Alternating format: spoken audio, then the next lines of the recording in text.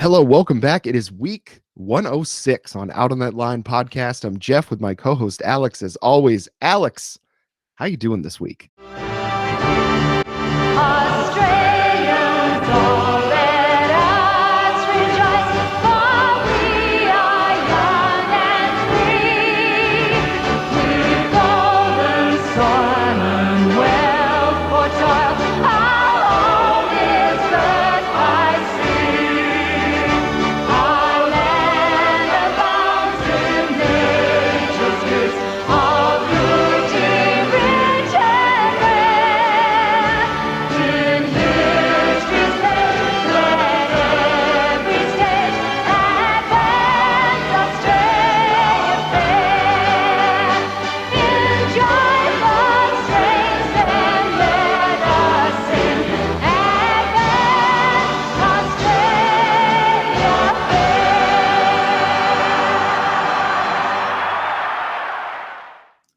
Are you ready to go down under, Jeff? It's track 106, baby. Let's fucking go. I am so ready for this week. We have a treat. So we owe a lot of where we've gotten this far to our audience from Australia, and started with John Farnham, and we moved through, did some Cold Chisel. We did some Olivia Newton-John. We did some more John Farnham. We really kind of went around the block with some Australian artists, but we've never done a full episode on an Australian artist. And this week is the time. And it's going to be Jimmy Barnes and the 2014 album, Hindsight. Are you excited? Oh, I'm shaking like a dog shitting peach seeds over here. Am I excited? What kind of a question is that? It's Uncle Jimmy, baby. If we're going to do a full Australian album, I'm keen as a bean that it's Jimmy Barnes. Like, he's my guy. Out of all the people that we've encountered, Jimmy Barnes is my guy. Yeah. He's got like the voice out of Valhalla, like just insane good. And for a long time now too. I mean, started with Cold Chisel in the 70s, I believe. And then I think it was 1983, broke away from Cold Chisel to go out on his own. And a lot of times that doesn't work, you know. And I suppose nowadays, like when One Direction broke up, we're in the heyday of social media already. So it's like those artists are very well known outside of their group. Obviously, they were, all of Cold Chisel was very well known, but for him to go on to even bigger success on his own after the level, and it's not like Cold Chisel was like a cult band, an underground band. Like, they had some of the biggest albums in Australia when they came out. And then he went on his own and just continued to rock. I mean, just has such a mango chainsaw of a voice. It is really truly fantastic. I like the way you put it, like a mango chainsaw. Yeah. Too bad I don't have another one with me this week. I mean, that's the thing is, so from what we're learning in the comments from our Australian friends is that a lot of these groups have to cut their teeth on like the pub circuit. And you can tell because this is music that is designed, you're supposed to have a good time. And it shines through in every single song on this album, even the ones like, and we'll get to them, but stuff like Stone Cold, which kind of takes it down a little bit, never takes it like all the way down. There's always that cigarette smoke, glass of vodka, you know, sweating. I just see Jimmy Barnes as a sweaty dude. I feel like he wants to just sweat buckets all the time. I could absolutely see that. You get under those hot lights, you know, you've had a couple pops, like I can see it. And that shines through even in like a studio produced album like this. It shines through. And I was worried after the last Springsteen that, you know, you kind of got like a boomer rock star and like, is he going to gloss it up too much? I don't want like a super glossy studio production, which it was, but that's why you have Uncle Jimmy to dirty up the joint, baby. Yes. It was better than I could have hoped for. I think just his voice, like, again, I think that's something that we're going to talk about an awful lot as we go through this, is that voice. And at what, 60 something years old, his late 60s, I think. What was he born? 1956, I think I read. Let's see. Yeah. Born April 1956. So like pretty old. What's that, 67? And for me, it's just like, it's incredible that he still can sing like that. And I guess in 2014, he would have been still in his 50s, but like a lot of people have lost it by that age. There's a lot of people, and we don't need to go down a list, but a long list of folks that weren't singing like they used to, even at their late 30s. Like, to hold on to it that long is wild, and it's so good. And the reason I think we picked this album is because this kind of covers a lot of ground through Jimmy Barnes's career, just recorded in 2014. What was the present day? Brought in a lot of special guests on this one, and some real heaters on this album, some absolute bangers. You told me that this album was all bangers, and I hadn't listened to it yet, but I trust you. I always trust you with this stuff. And man, you weren't kidding. You were not kidding about this one, because right from the word go, it just took off and did not stop. It doesn't let up. That's the thing. Like, there are these kind of few and far between kind of lulls, which you can't even call it a lull, because that implies like very low energy. And the energy never drops. It's just like the tone, the sentiment kind of does. You get these little breaks, but not for a while. It's pedal to the floor the entire time. And I was kind of worried about that too. I was like, I really love Jimmy Barnes. I love his energy. I love his voice. Am I going to be able to do an entire album of him?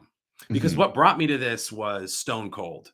I reacted to that song and I'm like, this song's amazing. There's got to be, the Bonamassa version has got to be somewhere on Spotify. And sure enough, it was.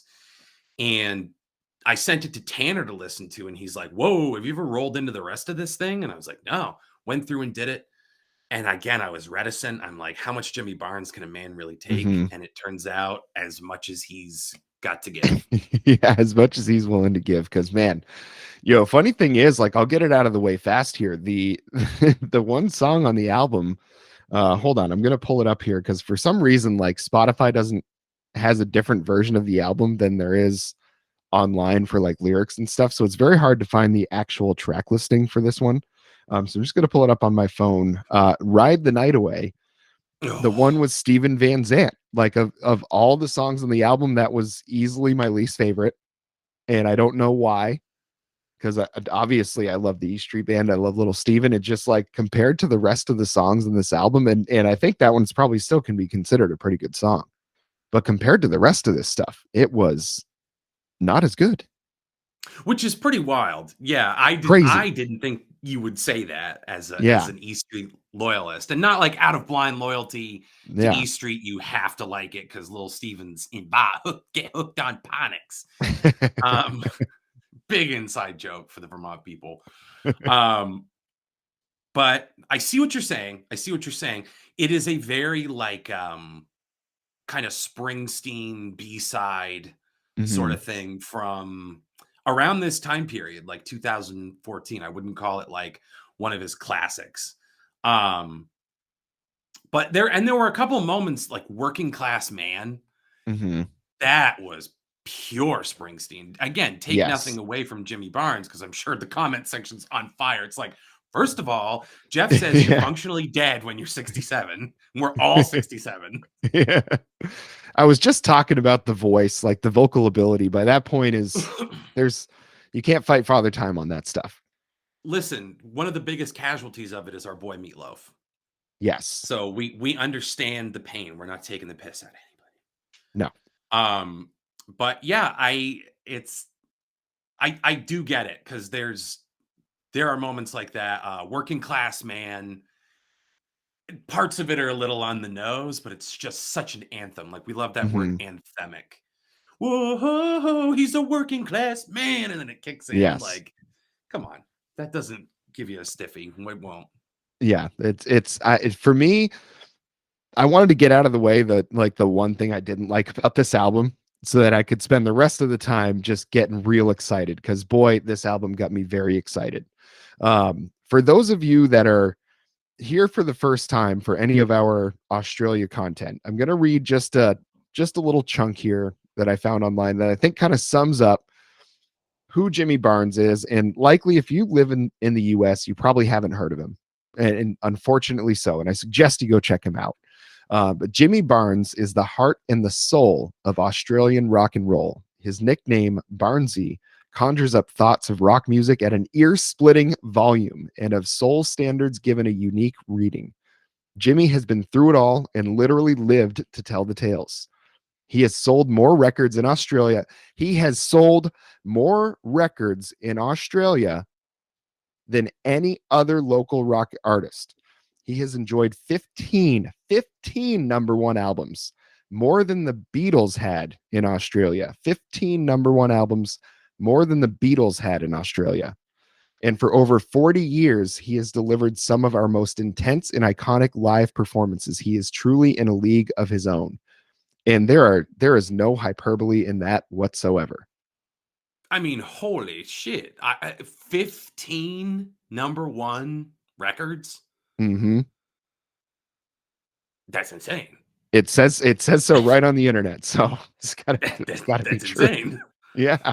Oh my I mean, I don't know God. who else. Like, I mean, obviously the Beatles. Did they come out with 15? I don't even know if they had 15. Who gives a shit? Yeah, I don't know. They're overrated. Well, I'm kidding. That's a subject for another pod. We could get into that. The hot take factory.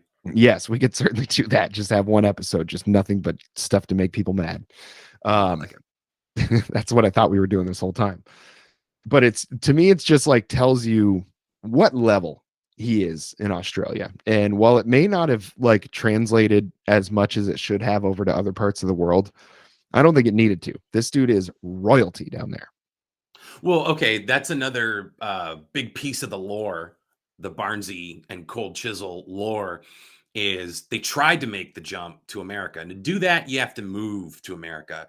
And Jimmy Barnes apparently like the Keith Moon of his day, just like unrepentant party animal. And the American record labels jerked Cold Chisel around, and they thought Jimmy Barnes was a liability. And so it left the whole group disenfranchised, and they came back to Australia and wrote a song called You've Got Nothing I Want. And it's about the American record or music industry. I've been meaning to do a reaction to that one because I bet it's great. I bet it's full of piss and vinegar. Is the only Barnes he can do. So I really want to check that one out. But yeah, I mean, again, this is happening under our noses this entire time. Yes. It's pretty crazy to think about. He was considered to replace Bon Scott in AC/DC. No shit. Okay, I can see that, especially on this album. Could you imagine? Like, Brian Johnson is perfect for AC/DC. I mean, like, they iconic rock songs. But could you imagine Jimmy Barnes singing in AC/DC?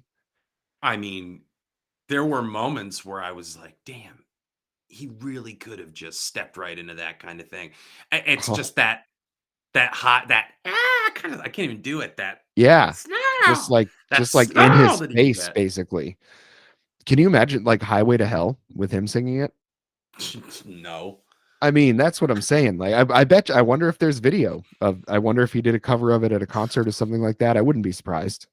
What if he hated AC/DC? Just like had a big rivalry. Wow.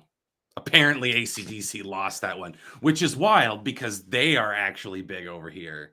Yeah. It's weird the stuff that hits here, like a couple NXS things that people like. What You Need. I love Kick. That's a fun album. Yeah. But yeah, an AC/DC, but like not Barnesy, and Barnesy was just kicking ass all over the continent of Australia. It's very strange. I think it had to do a lot with like obviously there's a ton of American artists, and then there was also a lot of British artists that found a lot of success over here. So it's like at a certain point, there's only so much room for it, you know? And I think they just kind of fell victim to being someone that the record companies looked at as like an easy way to make a buck, because they're like, oh, here's another overseas band that, you know, has a couple albums already and they rock, and it's like we could sell a lot of records over here. And it probably didn't have much to do with helping them out at all. It was more about how can we make some money off of you. And I could certainly see why that would piss them off and why he wouldn't want to go through with it. Yeah, it's I don't know if you know this, but the music industry is incredibly predatory. Yeah. So there's no helping the artist. Breaking news. But I don't know if you guys knew that. Spoiler.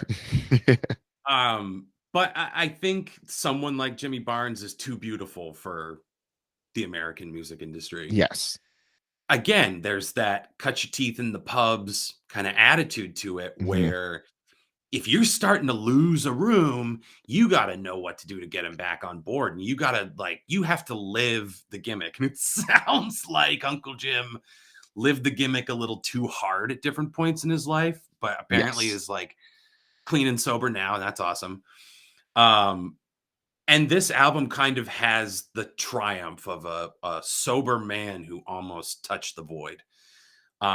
There's so much joy and I can't say I went and listened to the original version of every single song on this, but the ones that I did, he just totally breathed new life into them. Mhm. It's wild. Like the fact that he could go back into his catalog and revisit these hits and sound like he's doing them for the first time, like the joy and the gratitude, as like maybe kind of like hokey as that is to say, but it's Mhm. there. Like it's a guy who's grateful to be alive and grateful to still be able to make Yeah. music. And that shines through the whole thing. It's rock and roll the way it's meant to be listened to, loud and hard in a Yes. smoke-filled room. Oh, I would love to see like any of these songs live.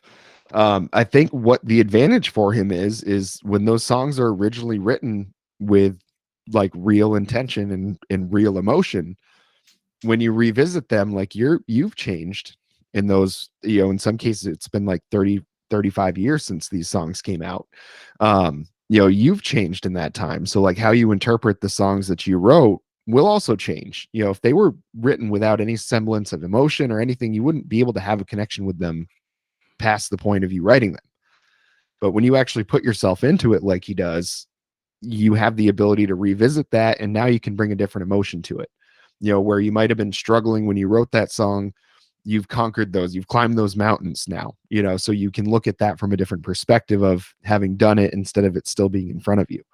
And I think it's a really, when you listen to the album in that sense, I don't think you have to listen to the original versions to like listen for a difference. If you understand that's what's going on, it's going to add that emotion to it that you need to really get deep into these songs, and it's easy to do. It's easy. This was an album that was easy to get sucked into. I was listening to Hmm. it at work while I was just like kind of doing some mindless stuff. And I was able to just kind of like vanish into it with these things in. And then I got home and I was listening to it while I was cooking on a nice speaker. And then I went to bed and I listened to it with my Tascams on. Not sponsored by any of these people. Um, but it was just like every single which way that I listened to it in the car on the way to work, dodging Portland traffic. Like it had a mode for every moment. It was Hmm. absolutely wild. Like how easy it is to get sucked into this. The musicianship is top notch. The special guests. We gotta take a moment to double back to Stone Cold, because if I don't remember this and we don't do it, I'll kick Hmm. myself. Um, Give it up, not just for Barnsey, not just for Joe Bonamassa, but for Tina Arena on Whoa, Stone yeah. Cold. Holy moly. Yeah, that, I mean, Tina Arena, like I feel like I'd heard that name before because I think she had a couple of hits, like she had a top 40 hit over here at one point. And like it just, the name sounded familiar to me. I think I'd seen it on like a VH1 compilation show or something like that. But man, the pipes, I mean, just it made everything so much better, like on that song. Like Joe Bonamassa, that's another one. If people don't know about him, like one of the best like living guitar players right now. I mean, that guy, as far as blues players go, doesn't get a lot better than him. Um, she has a crazy powerful voice, like the female version of Meatloaf kind of powerful. It's just like hitting notes where you get kind of surprised at, whoa, she's getting up there. Like you think you've heard the range, and then it expands again. And it just was like really astounding to listen to that song because it really, you can just feel that they were feeling it. It reminds me a lot of, I guess instead of Frank Zappa, we're going to make multiple Meatloaf references this episode. Got him.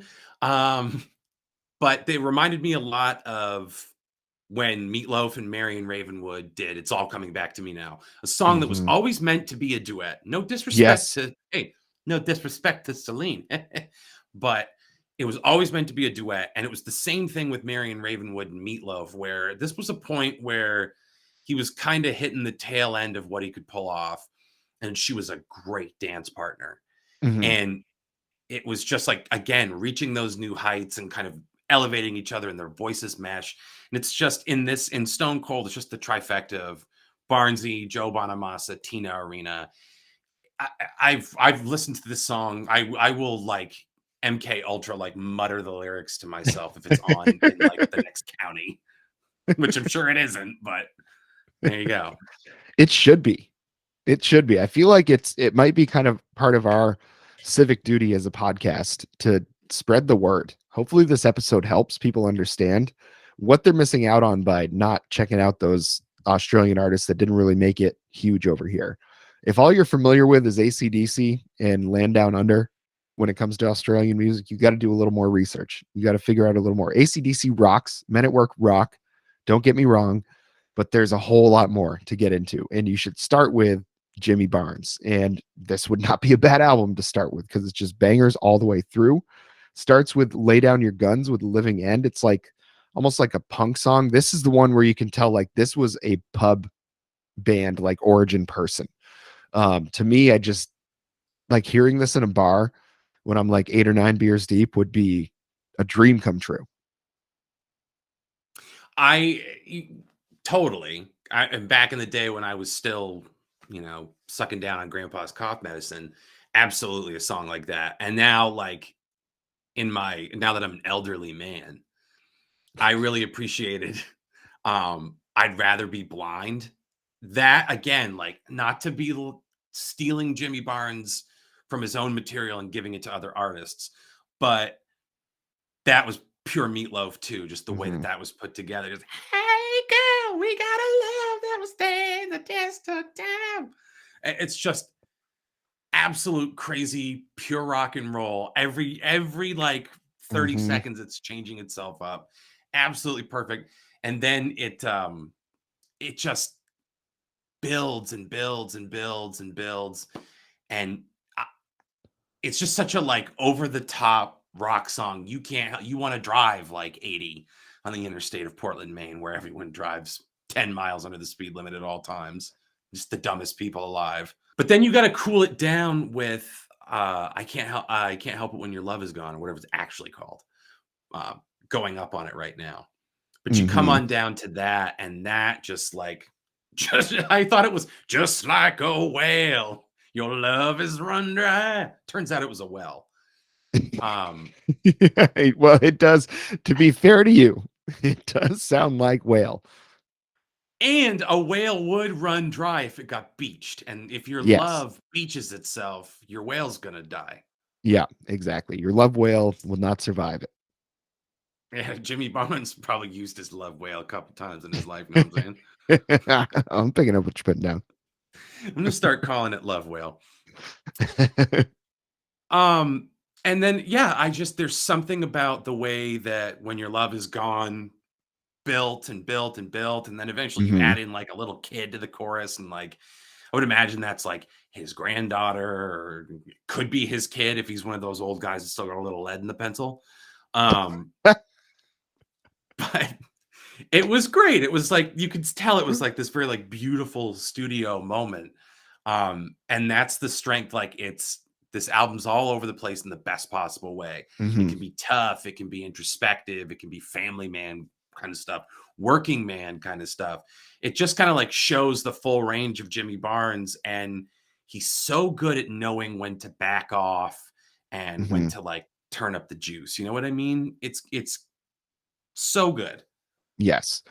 And there's a lot of singers that don't have the ability to like if he just wanted to sing it clean, like clean vocals, none of the gravel, whatever you call that, the distortion in his voice, like without any of that, he's still like a phenomenal singer, even if he Oh didn't do yeah. any of that. So that the strength that he has, and it's the same thing. And this is somebody that definitely didn't keep the voice that they had, but like Axl Rose back in the day had a crazy vocal range. crazy, and he could sing without any of that classic growl that he's known for. But I feel like I get the same sense of that vocal ability from Jimmy Barnes. The difference is he never lost it. Yeah, that's true. And who's the deer tick guy? I'm going up on his name too. John But I McCauley. remember John McCauley, like big time buzzsaw voice. Sometimes it gets hard to like listen to too Hmm. much of that. Someone with a really distinctive voice who kind of has one volume and one speed, who just rides it, can become grating. And I was like, Hmm. oh God, is Barnesy going to do that? Because he does. He has such a distinctive kind of coarse voice. But me thinking I wouldn't love it, that's what a fool believes. That's what a fool Because believes. that's what a fool believes, Kenny. That's what a fool believes. Yacht rock reference. Um, God had to get damn it it. in there. Had to get it in there. Yeah, I was just he knows exactly when to take about 25% off. There are moments to do. I can't even do it. Nah. Like there's moments to do what he does so well. And then there are these kind of tender growly moments that he does. And I guess it's just decades and decades and decades of practice and developing Mhm. that kind of musical acumen, but it's perfect. It's perfect. That was a long Yeah. way of beating around the bush to arrive at the conclusion that it's perfect. Yeah, It's and perfect he mix of is, it. there's so many perfect moments on this. Like he has his kids on a couple songs on this one. His daughter Mahalia, I don't know exactly how to pronounce it. I assume Mahalia, and her band the Soulmates plays with him on Stand Up, which is a banger. And his daughter has a phenomenal voice too. I mean, it's clear where she got it from. I don't know who the mom is, if she's also a singer, but like clearly there's a lot of vocal talent running through the veins in that family. And then also his son, I believe it's son David Campbell, sings with him on Walk On, which is another fantastic song, which is basically what we're going to say about almost every song on this album. Um, I don't know how I feel about this one being nominated for like an album of the year kind of thing, but it's new, it's all new to me. Like this might be kind of like a greatest hits like re-recording of a lot of songs, but it is brand new to me.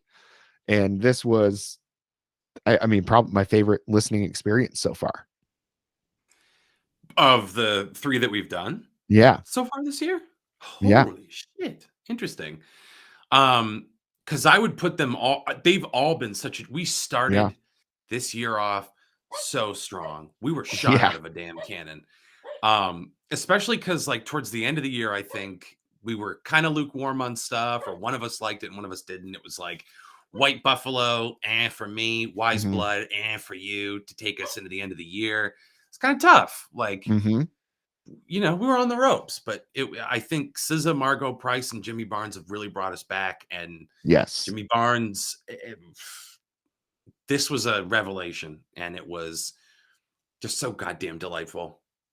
Yeah. Did you have any other like standout songs on there? Because I got a couple that I definitely want to shout out. Pump one of yours. So I Die to Be With You Tonight, the one he does with Mm. Diesel. That's another Australian artist that's like part of that whole kind of collection. I mean, it definitely, I think all these folks from the late 70s on through the 90s and early 2000s, they all were doing concerts together. That's the one thing I've noticed about the Australian music scene is while they may not have made it huge over here, they all work together. I think they all realize that, a united front is how, everybody's going to do well. And I think they do such a good job with that. Working Class Man, obviously. He's got Jonathan Cain and Ian Moss from Cold Chisel on that one as well. Fantastic. Going Down Alone, Neil Sean from Journey on this album as well. I mean, just really, truly fantastic songs that are, I feel like, every bit as good as they were when they were first recorded. And, to our Australian contingent, who are probably the only people watching this, feel free to jump in and tell us, like, what I love when they leave the stories in the comments. Like, what was your experience hearing these things for the first time? Because, again, Mhm. it's got to be like, well, Springsteen was doing his thing over here, Jimmy Barnes was doing it down there. Um, I just want to know. I want to know what it was like hearing these things for the first time and then like hearing him revisit these like it's the first time because we don't have that same experience. It's all new to us. Speaking as a 33-year-old American, I get it. It hits with me. Mm-hmm. I'm gonna go This ahead and just sorry, I was gonna no, no, jump to the end. do it. I just preemptively like we can keep going, but I preemptively am gonna say it's an obvious stream it. Oh, 100%. If I had more Yeah. thumbs, it'd get as many thumbs as I had up. I mean, it's just it to me. Like this was such a. I'm glad we picked this one to really do the full like dive into Australian music because you and I have never talked about it really on the podcast at all. We've talked about it when we meet up beforehand, but I don't think we've really spent much time talking about it other than just mentioning a thank you to the folks for, kind of helping our channel get to where it is at this point.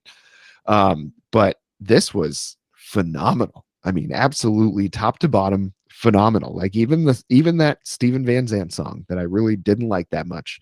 I like the original a lot more. I think Steven Van Zandt was the problem on that one. It sounded too much like a later Springsteen song, and I think that was an issue. I love it when Springsteen does it because I've got that blind loyalty, but when that sound is transferred somewhere else, doesn't really hit that much with me. But there's nothing bad I can say about literally anything else on this album. Nope, not at all. And even again, even like what is it? Sex is like pizza, even the worst you've had is still great. Yeah. That's kind of it. It's the pizza theory on this album. Like even the one that brings up the rear is still light years ahead of Mm-hmm. some of what other people of that age and status are putting out. Like, yes, I love Bruce, but that last one was a clunker for me. I did not like the cover album that he did. Heart was in the right place, but yeah, it's just for me. So in many ways, doing this Jimmy Barnes album kind of like wash that taste out of my mouth, which yes. sounds like a horribly mean thing to say about Bruce Springsteen, Yeah. but it is what it is, I guess. Yeah, it's for me. I don't know. This was such a good experience, such a fun experience. I'm sure there's other Australian artists that we're gonna kind of go down this rabbit hole because I had a great time like reading about him, kind of finding out more about his career, kind of what he did, and it turns out he's like the bee's knees in Australia. I mean, I thought John Farnham was big, and I mean, obviously he is, but Jimmy Barnes is like the one when it comes to rock and roll in Australia. Yeah, I think John Farnham is their sweet boy, and Jimmy Barnes is the bad man. Yes. Pulled that out of my ass, and I love it. I'm sticking with it. Yeah, it's Sweet the Harvey boy and bad man. It's the Harvey Dent and Two-Face. Yes, absolutely. Yeah. Chocolate and peanut butter. They're finally together. Yes. And yeah, go listen to this album if you haven't yet. Obviously, tell us your stories about because I'm sure a lot of you watching this have seen Jimmy Barnes live at some point. So tell us your stories, like if he did something crazy in concert, whatever the best version of a song that you saw live. If there's like a live footage that we should see, let us know because this was fantastic. I certainly won't mind doing some more of it. So I think we're going to try to revisit Australian artists like every once in a while, and really sprinkle those in because obviously we thought we've, kind of delved into it. We really just kind of cracked the door a little bit. There's so much more for us to get into. And hopefully as this podcast ages, we'll be able to get into a lot more of that. Yeah, there's a lot of other stuff that we're interested in doing. And like Jeff said, that means more Australian stuff down the line. It's not going to be every week, but you never know when we're going to dive into more Australian stuff. It's going to come at you when you least expect it. And that's why you have to keep watching. You have to stay here at youtube.com/C/out on that line. You need to make sure that you're subscribed and your notifications are turned on and all that good stuff, because that's the only way you're going to find out when we do more Australian content. We don't publicize it in advance. You have to show up. We'll tell you when it's happening and you will be there. You will be there for John Farnham and Jimmy Barnes and so much more. We are done with Harry Styles. We can promise you that. Yes. But you never know what we're going to do next. We got all kinds of stuff coming. So what are you doing? Why delay? Tell your friends. Use the comments down below. Tell us what Australian artist we should do next. When we get to the next video for an Australian artist, like what one should we do? Should it be an album, a live show, whatever it is? Put it down in the comments. We'll use that as the poll, basically. Whatever we see pop up there the most, we will do that for the next video. So let us know what else you might want to hear. Make sure you check out the reaction video that Alex has already posted. And until next time.